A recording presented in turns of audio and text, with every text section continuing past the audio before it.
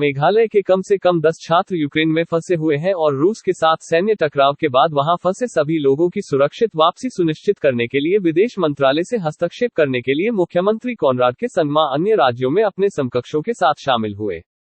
Ukraine में फंसे मेघालय के छात्रों के बारे में खबर मिली। सभी भारतीय नागरिकों की सुरक्षित वापसी सुनिश्चित करने के लिए माननीय केंद्रीय विदेश मंत्री डॉक्टर जयशंकर जी से विनम्र अनुरोध है। हम सभी की सुरक्षा के लिए प्रार्थना कर रहे हैं। शांति बनी रहे, कॉनराड ने ट्वीट किया। वहीं कैबिनेट मंत्री जेम्स संगमा ने आज कहा कि मेघालय के मुख्यमंत्री यूक्रेन में फंसे मेघालय के 8 छात्रों की सुरक्षित निकासी सुनिश्चित करने के लिए विदेश मंत्रालय के संपर्क में है। जेम्स संगमा ने स्थिति पर चिंता व्यक्त करते हुए कहा कि केंद्र सरकार देश के विभिन्न हिस्सों से फंसे अन्य छात्रों की सुरक्षित निकासी भी सुनिश्चित कर रही है। उल्लेखनीय है कि वहां फंसे मेघालय के निवासियों के लिए अलग अलग हेल्पलाइन नंबर भी स्थापित किए गए हैं। Honorable Chief Minister has already spoken to the Ministry of External Affairs, and we are in touch with NEA. There are many citizens, Indian citizens, being evacuated from Kiev and from other places in Ukraine, and we are in constant touch. We hope, that our students will be safe, our citizens will be safe till the time that we can bring them back home safely. So how many of them are from Meghalaya, those are studying MBBS? I don't have the exact number, but there are a few students from Meghalaya who are doing the MBBS there. Also, sir, you say you will send troops taken Ukraine. You're going to send troops from Meghalaya or from India to taken off from Ukraine? No, it's not like that. It is, two countries will have to coordinate with each other. That is, Ukraine and Government of India will have to coordinate. This is something that will be coordinated by the Ministry of External Affairs. So our role is very limited to that of making sure that we are in constant touch with NEA to make sure that the exercise of bringing them back is being carried out, and we provide the kind of necessary information that is required from our end. आज तड़के एक उड़ान ने सैकड़ों फंसे भारतीयों को Ukraine से नई दिल्ली ले जाया। इसी बीच मुख्य सचिव रेबेका सुचिंग ने बताया कि राज्य सरकार के अधिकारी यूक्रेन में फंसे मेघालय के छात्रों की सुरक्षा के संबंध में विदेश मंत्रालय और यूक्रेन में भारतीय राजदूत के संपर्क में है। छात्रों में से एक के परिवार के एक सदस्य ने को बताया कि छात्र जापोरोज़ स्टेट मेडिकल यूनिवर्सिटी में स्नातक की पढ़ाई कर रहे हैं। एक छात्र ने कथित तौर पर अपने परिवार को बताया है कि भारत लौटने के लिए उड़ानों के लिए खरीदे गए टिकट रद्द कर दिए गए हैं। केरल, कर्नाटक, आंध्र प्रदेश, हरियाणा और झारखंड के मुख्यमंत्रियों ने भी केंद्र से अपील की है पूर्वी यूरोपीय राष्ट्र से भारतीयों को वापस लाने के लिए। गुरुवार सुबह यूक्रेन में कीव के लिए उड़ान भरने वाला एयर इंडिया का विमान रूसी सैन्य हमले के बीच यूक्रेनी हवाई क्षेत्र को बंद करने के कारण दिल्ली लौट आया। Ambassador of India in UK. So that's number one. We are also like, in fact, we must have issued a letter also to the MEA, just to get the numbers. Because if you are aware, there was also something which was put up in the website of the embassy. They must be also under a lot of pressure. You understand?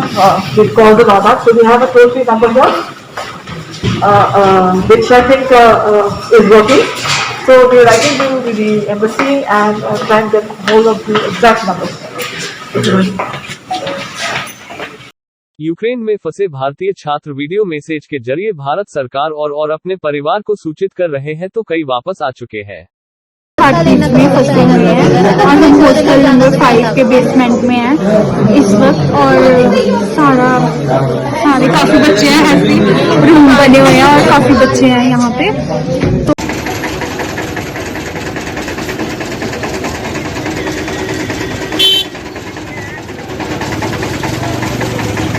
आ गए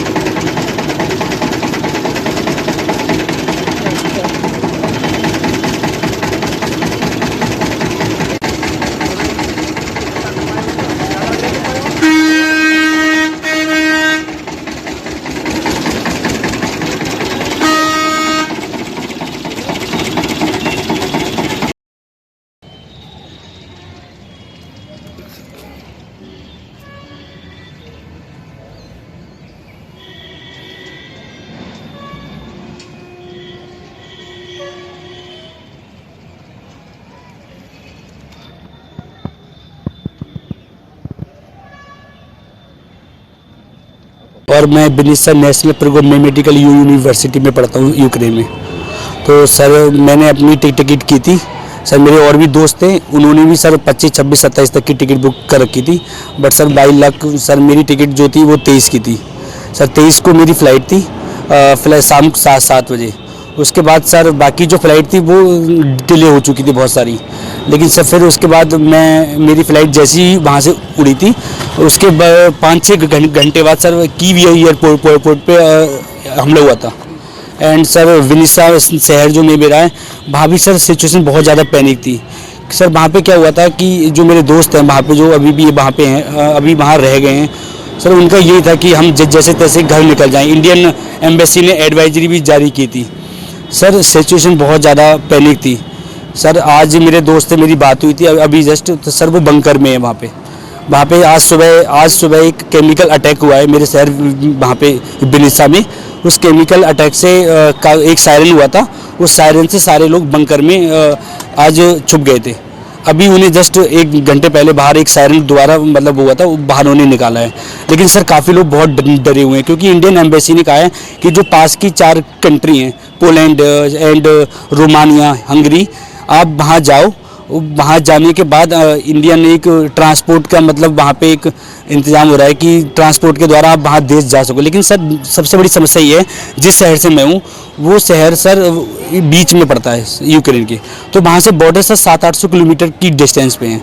तो sir वहाँ student का सबका biodata लिया जा रहा है, passport वगैरह नंबर, और ताकि उन्हें ट्रांसपोर्ट से बॉर्डर तक पहुँचाया सके। फिर वहाँ से सर एयर इंडिया की मतलब फ़्लाइट से उन्हें इंडिया ला जा सके वापस।